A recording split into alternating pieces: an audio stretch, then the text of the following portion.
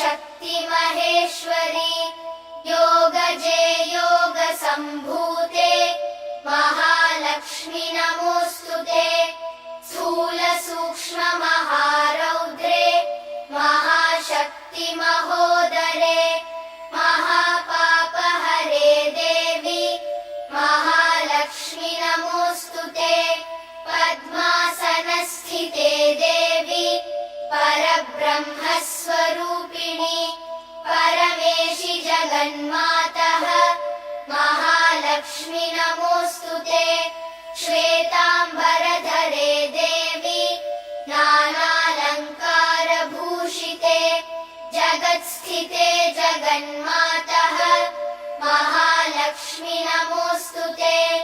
महालक्ष्म्यष्टकं स्तोत्रम्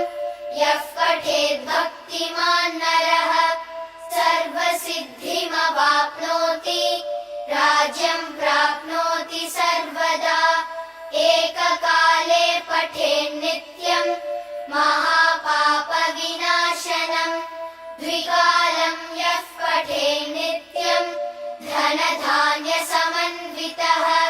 त्रिकालं यः पठेन्नित्यं महाशत्रुविनाशनम्